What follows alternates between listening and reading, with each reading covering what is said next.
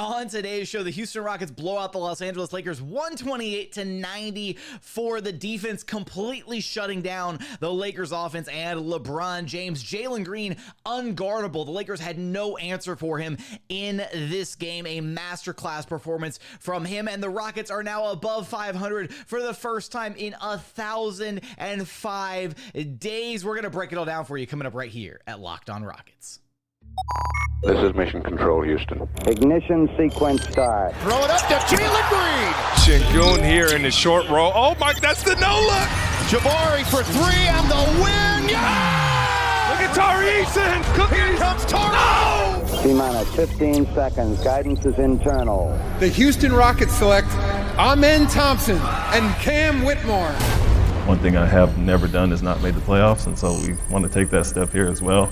6, 5, 4, 3, 2, 1.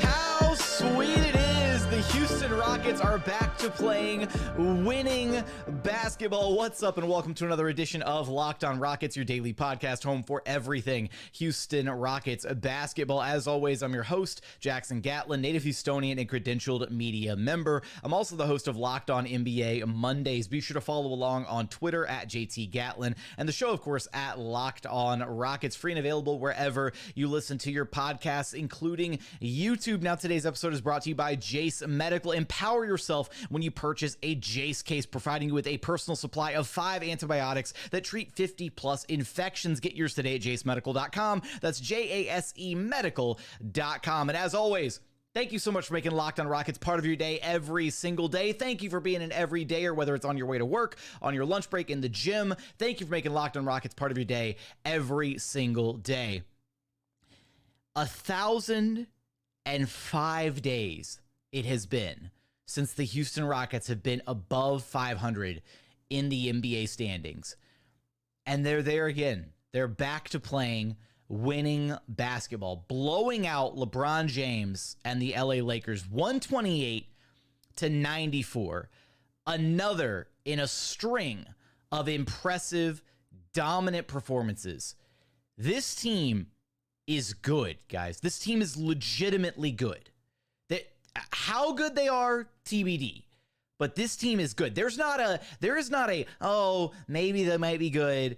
We'll see how the season goes. Maybe they make the. This team is at a minimum play-in bound, and potentially more than that.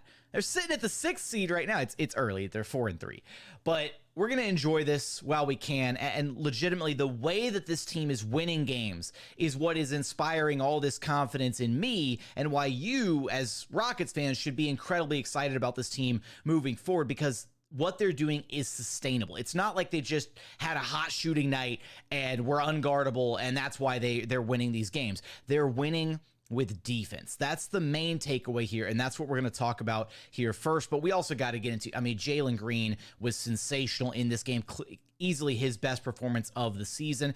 Alperen Sengun putting in work. Christian Wood cannot guard him at all, ever. Good, Rockets legend Christian Wood. Fred VanVleet wheeling and dealing yet again, 10-assist game for him. Off the bench, some key contributions from Jeff Green, Jae'Sean Tate, Tari, Eason making his return to the Rockets lineup. So much to get into, but I want to start with the defense. And I also actually, in addition to that, in honor of 4 wins in a row and now being above 500 for the first time in 1,005 days, almost 3 years. I want your thoughts on this win, your thoughts on this team in 4 words or less. So it's because of the 4 wins in a row and because of Mr. 4 himself, Jalen Green, who absolutely cooked the Lakers. So 4 words or less, tell me how you're feeling about this team in the YouTube comments. But the defense, guys, the defense. Oh my goodness, it's so good. Look, you look down the line, if you're just box score watching, you're going to say, they were okay defensively. D'Angelo Russell had 22 on 9 of 18. LeBron had 18 on 7 of 13. Rui Hachimura off the bench had 24 points on 10 of 14. So you kind of look at that big three and you're thinking, well, were they actually good? Yes, they were.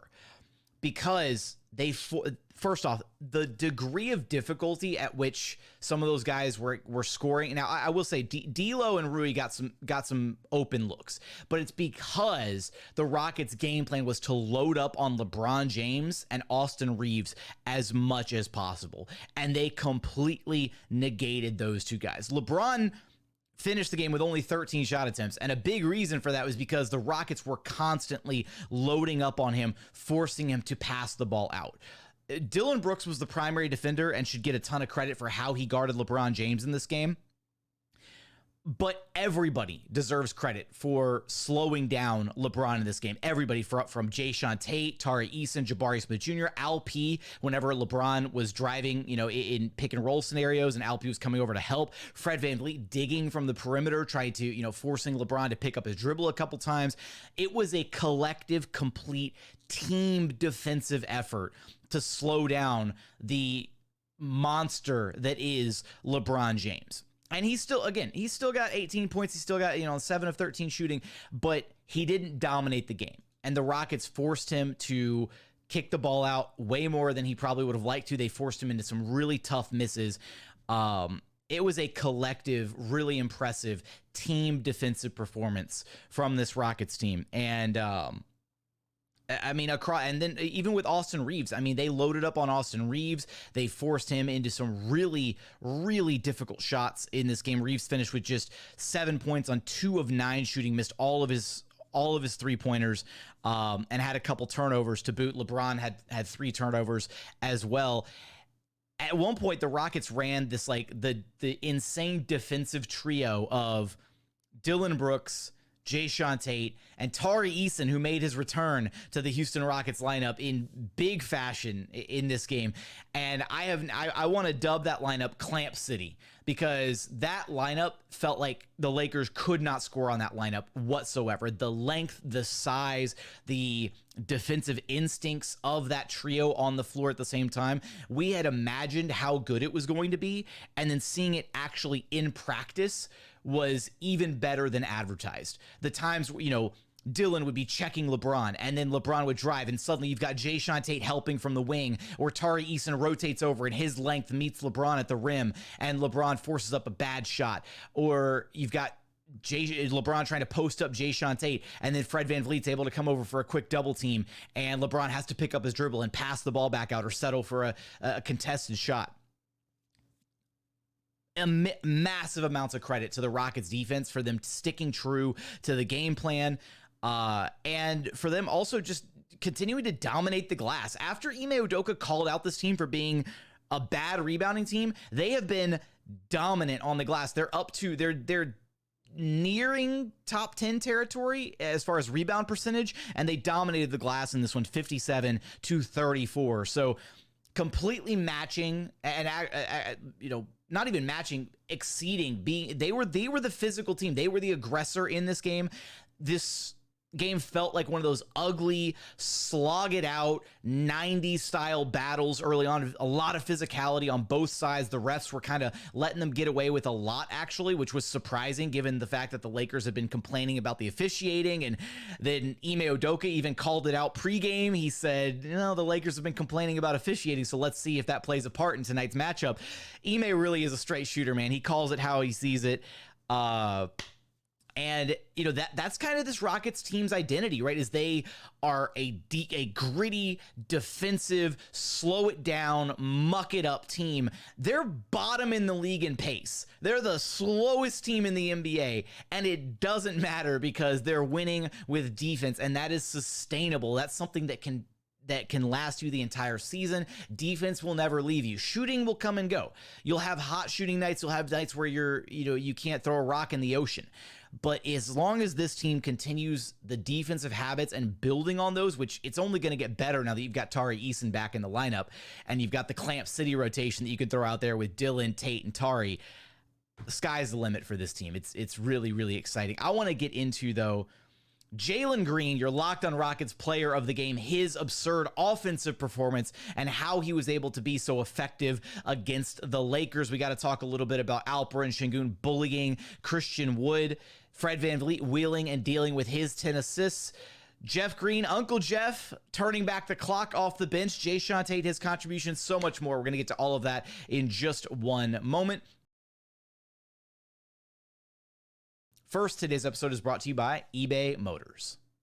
Our partners at eBay Motors have teamed up with Locked On Fantasy Basketball host Josh Lloyd to bring you some of the best fantasy picks each week all season long. Whether you're preparing for a daily draft or scouting the waiver wire, every week we're going to provide you players that are guaranteed to fit on your roster. So let's see who Josh has picked out for us this week with eBay's Guaranteed Fit Fantasy Picks of the Week. And one of Josh's picks this week, none other than Houston Rockets defensive phenom Dillon Brooks, because look, his shooting is not going to stick, but Ime Udoka is pumping a lot of minutes into him. He's getting steals and he's playing his role excellently. Couldn't agree more with Josh's assessment. Look, Dillon is not going to continue shooting above 50-60% from three all season long, but what he will do is play his role perfectly. He's going to hit the open shots that he gets, and he's going to dominate certain matchups. We see that Ime Udoka is not afraid to lean into him if he has a mismatch, like against Kevin Huerter, or even situationally against Austin Reeves in this big time win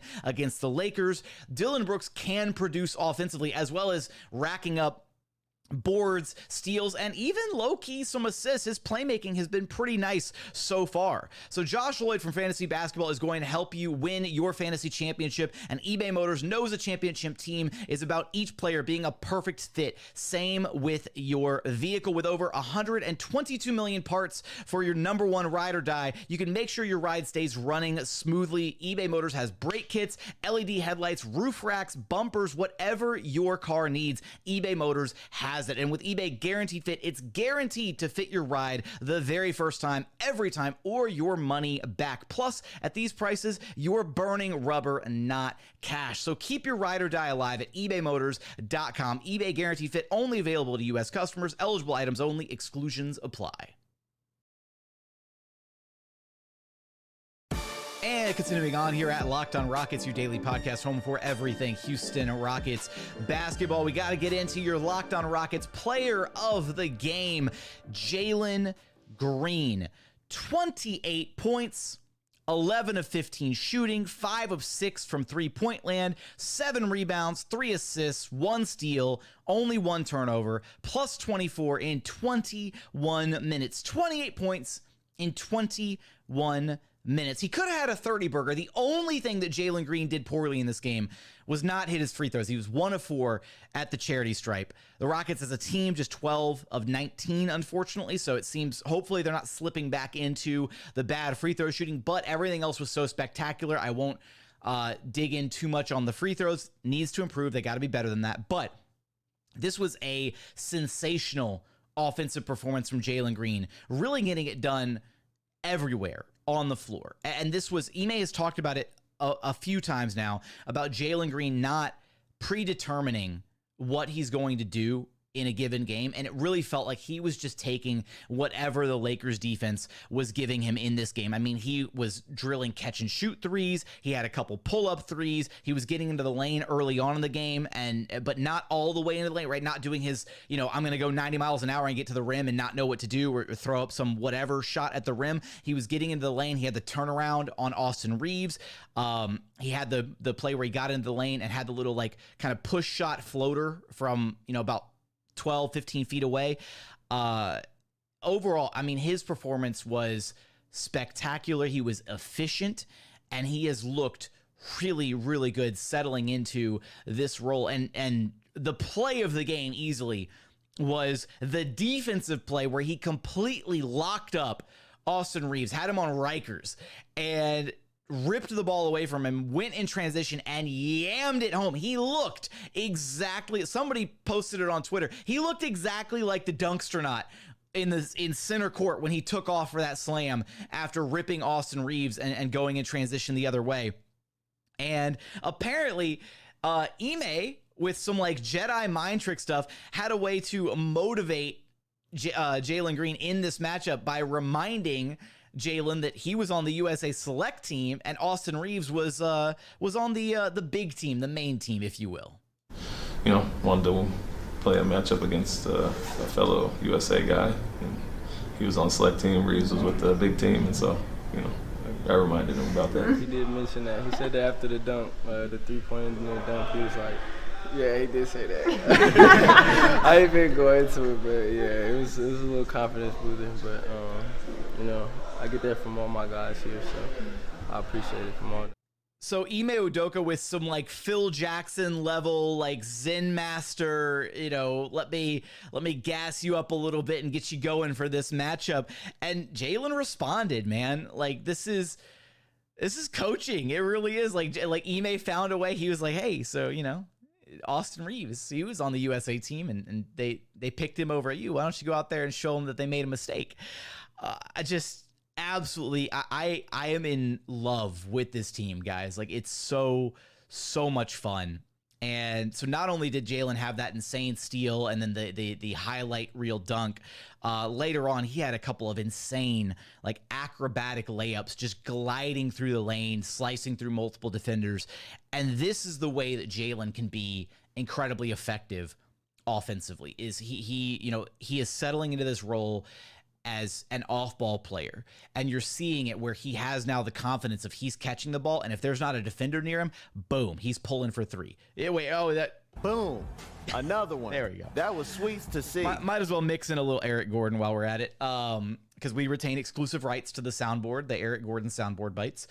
But seeing the confidence with which he's playing and the decision making, he's not hesitating on these decisions in this game. It felt like he understood and knew exactly how he was going to attack every time he got the basketball.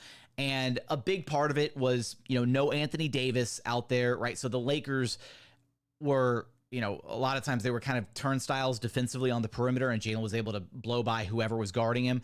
And they didn't exactly have a lot of rim protection, so it was kind of just a free run at the rim for whoever was in the game, right? Alp got a lot of buckets around the rim. Jeff Green got buckets at the rim. Jae'Sean Tate, Jalen. It was easy pickings for the Rockets at the rim in this game, but it still took proper decision making. 68 points in the paint. I had that in my notes. I wanted to mention that 68 points in the paint for the Rockets in this game with no Anthony Davis in the middle for the Lakers. Still, seeing Jalen so under control, so sure of himself, and scoring in every single quarter. He didn't just have one or two big quarters and then disappear for stretches of this game. He opened the first quarter with 8 points. He had 10 points in the second quarter, 10 points in the third quarter. Didn't score in the fourth because the entire fourth quarter was garbage time. Like literally this game, the Rockets forced the Lakers to wave the white flag. They gave up with a whole quarter left to go. That's how dominant of a win this was. That's how big of a blowout this was, is the Lakers was like, we can't even get back into this. Like, at least the Kings were still trying in the fourth quarter. The Rockets gave the Lakers such a demoralizing L that they waved the white flag and gave up for one quarter of the entire game. That is impressive basketball. And Jalen Green was spearheading that effort. The 28 points, again, on 15 shots. Incredible efficiency, and hopefully it continues to be something for him to build on. I was also really impressed by his rebounding. 7 rebounds for Jalen Green. Again, this goes back into the conversation where Ime challenged this team to be a better rebounding team, that they were bottom of the league in rebounding, and he challenged them, put them through the old school rebounding drills, all that, and Jalen understood and accepted that assignment. Not a team high 9 rebounds. Tari had somehow 9 rebounds in 14 minutes off the bench because that's what Tari does. But second, tied for second in team rebounds. So Alpi had 7, Jalen had 7, Boban had 7 off the bench in his garbage time play. Jeff Green had 6. Like the team as a collective are rebounding at a very, very high level. And for Jalen, it works incredibly well because he can get the rebound and then just go in transition. He spoke about that post game when I asked him about the rebounding. He was like, yeah, it's been a point of emphasis from the coaching staff, all that. So a great performance from Jalen Green. And Tari Eason post game, as we were talking to Jalen, Tari rolls into the locker room and he goes from way far away. He goes, put that boy on the All-Star ballot. Put that boy on the All-Star ballot. And Jalen's just like, chill. So we'll see, man. Maybe this is the year Jalen Green takes the All-Star leap. It's, these last couple games have looked incredibly promising, and hopefully he's able to consistently keep this production going. Elsewhere for the Houston Rockets offensively, Alperen Sengun just completely dominating,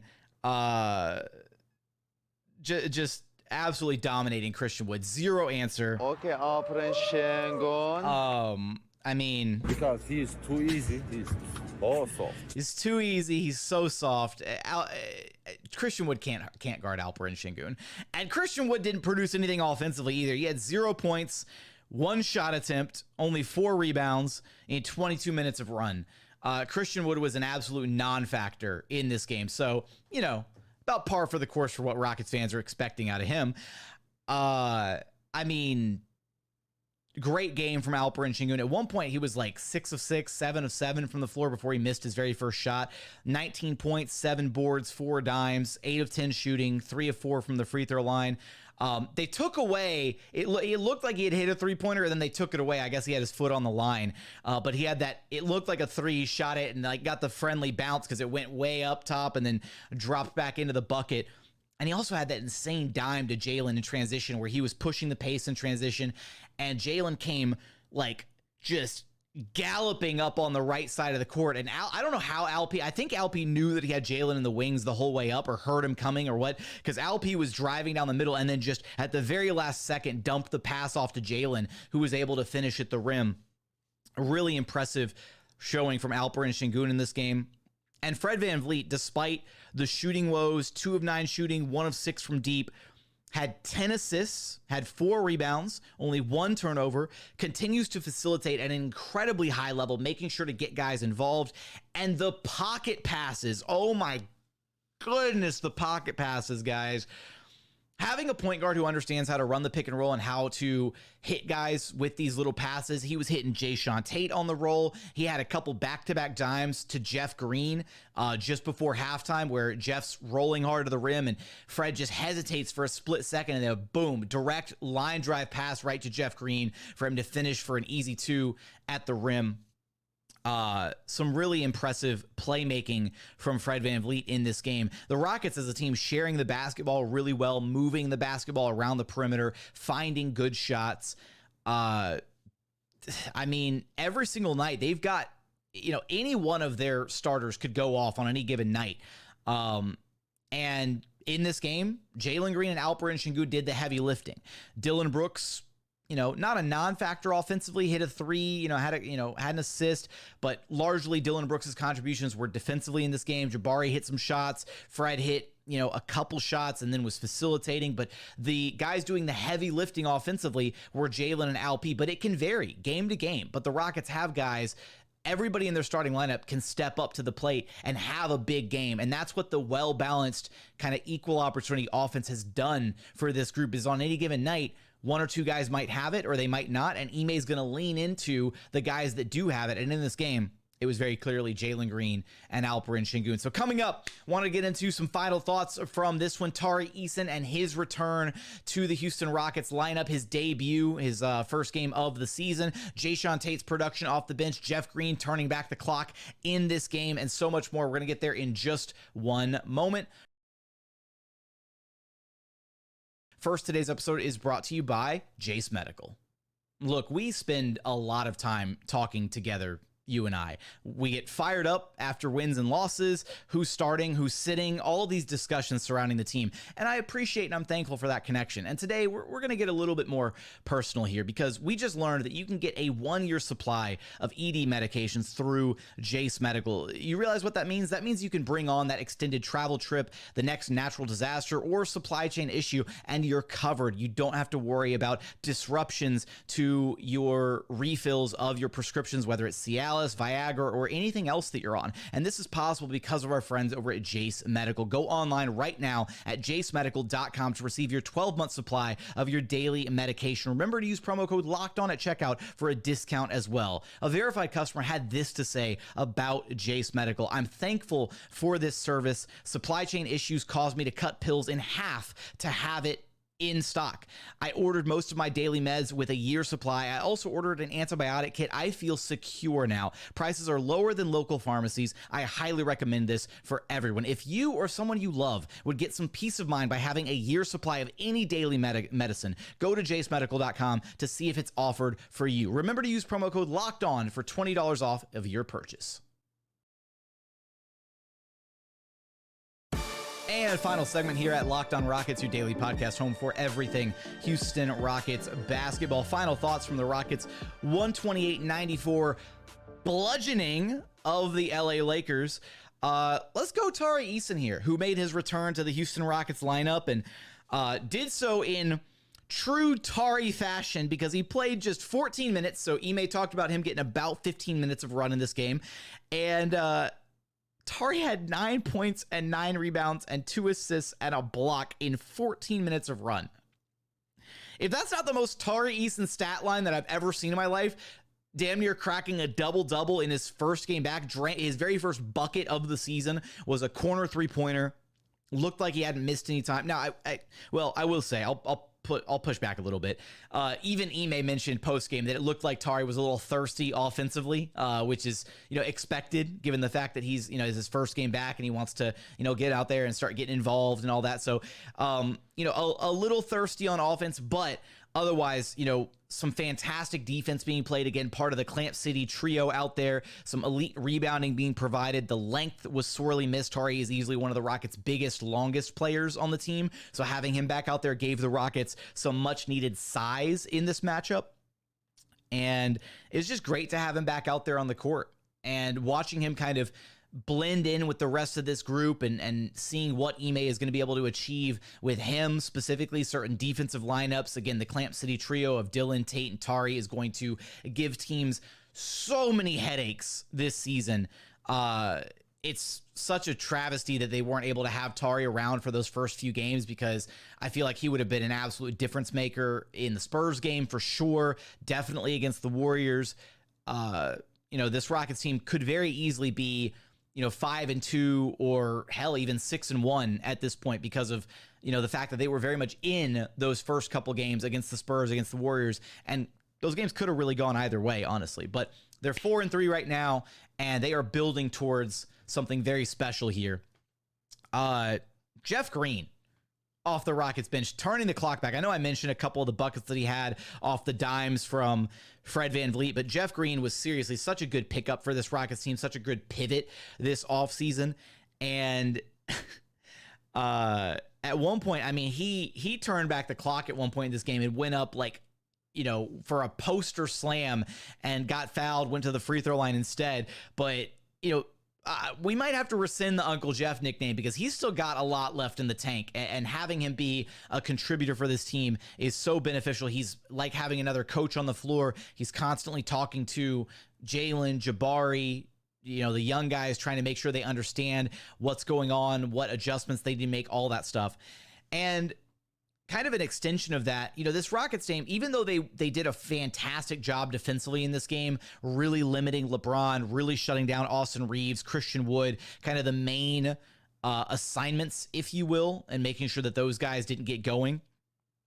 They had plenty of blown coverages, some miscommunications, some defense possessions, and it was really impressive to still see, despite the fact that they were leading by 20 or 30 for a majority of this game, you still saw Dillon getting upset, with like Alperen Sengun or Fred VanVleet, yelling at guys like, come on, get together. We need to be better. There's still an expectation of excellence from the moment the game starts until the final buzzer sounds, right? They're not taking any plays off. They're trying to be locked in every single moment, every single possession, all throughout a game. That way they can sustain these leads, because you saw them build up a massive lead against the Hornets. You saw them build up a big lead against the Kings. And then both of those teams were able to kind of fight their way back into those games. And then they were able to actually sustain the lead against the Kings in the second game. And then they were able to hold and sustain this lead against the Lakers, jumped out to that early 32-19 start in the first quarter, and then really didn't look back after that. So being able to build a big lead is one thing. Being able to hold and maintain a big lead is another thing. That's what good teams do. Good teams build that big lead, and then they hold on to it and they keep it there and they force garbage time on the opposing team, which is exactly what the Rockets did in this one. And a big part of that was Jae'Sean Tate, who's playing some of the best basketball of his career. He had 14 points in this game, 12 of which came well before garbage time. He had 1 bucket in garbage time, but 14 points on 6 of 10 shooting, with 2 of 6 from the three-point line. Only 1 rebound, 1 assist, and 1 block in this game. Although the 1 block that he had was absurd. The challenge, so Ime Udoka had to challenge it, but the way that Jae'Sean Tate was able to defend a 2-on-1 fast break, basically, LeBron James, Rui Hachimura, both barreling down the lane, and Jae'Sean Tate is there 2v1, and he forced LeBron into the pass on Rui, and then was able to rotate over in time to block Rui's shot. And in real time, it looked like he just fouled Rui, and then on the replay, it was clearly all basketball. So then Ime Udoka institutes the challenge, successful challenge. Jae'Sean Tate gets rewarded with the block. Rockets win the jump ball. Fantastic defensive possession, but the hustle and the effort to not just concede an easy bucket in transition, and even if the call hadn't been overturned, to make Rui Hachimura go to the free throw line and earn those 2 shots, those 2 points, instead of just giving up a wide open dunk or layup in transition, that is defensive integrity, that is hustle, that is heart. That is exactly what this team is trying to embody from a defensive perspective. So shout out to JT for that moment. It was just a really, really solid defensive play. Loved what we saw to him. Back to Dillon Brooks for a split second here in this game. You know, all the antics aside, you know, Dillon really has just settled into his role on this team as a supporting cast member. And that's not to say that he's not going to still have his Dillon-esque moments, his villain moments. Like, for example, you know, every game he does his pregame ritual where he just stares daggers at the opposing bench, you know, at the opposing team, just standing there just for the entire, you know, for a chunk of the pregame routine. And then not only that, there was a point where there was a dead ball where LeBron was just standing on the court, arms at his hips, or hands on his hips, I should say. And Dillon was just copying the pose, just right there, standing in front of LeBron James, trying to get inside his head, doing whatever. It was a hilarious little clip. And so again, you know, credit to Dillon, takes the toughest assignment every single night, and he's up for the task. He's built for it, man. And he did a great job as the primary on LeBron James, but some fantastic help from everybody else on the roster in this one. The Rockets they're legit, man. And you go look at the numbers, and it supports it. After this game, now the Rockets are 4-3. So again, first time being above 500 in 1,005 days. We look at the advanced numbers. They are 10th in the NBA in offensive rating. They are 9th in the NBA in defensive rating. So top 10 in defense and offense in the early part of this season. They are 5th in the NBA in net rating. The only teams ahead of them: Boston Celtics number 1, 76ers number 2, the Nuggets number 3, and one of these teams is not like the others, but the Minnesota Timberwolves at number 4 in net rating to start this NBA season. The Rockets are 5th, and there is a pretty substantial drop-off. So all those other teams have a double-digit net rating. The lowest one on that list, the Timberwolves at 4th, have a 10.0 net rating. Rockets are behind them with a pretty big drop off at a 5.9 net rating. So those 4 teams have been pretty elite through their games, and the Rockets are there though. They're competent, and it's looked really good, and they had that clunker in Orlando. So that's going to kind of skew the numbers a little bit, but it matches the eye test. This team is good. How good? TBD, but this team is good. I think 35 wins might be underselling this team, which was what my prediction was coming into this season, but we'll see where this team goes. An absolutely exciting win, and something that they're going to continue to build on. Their next game against the Pelicans Friday night is going to be a ton of fun. But with that, that's going to do it for today's episode. I, again, want your thoughts, 4 words or less, in the YouTube comments. 4 words or less in honor of the 4-game win streak, as well as number 4 absolutely cooking the Los Angeles Lakers. So let me know in the YouTube comments how you're feeling. But as always, thank you so much for checking out the show. If you haven't done so yet, please consider subscribing wherever you listen to your podcasts, or on YouTube, just search Locked On Rockets. Like, comment, subscribe, all that good stuff. But thank you so much for watching. Thank you so much for listening. And we look forward to having you back right here at Locked On Rockets, your daily podcast home for everything Houston Rockets basketball.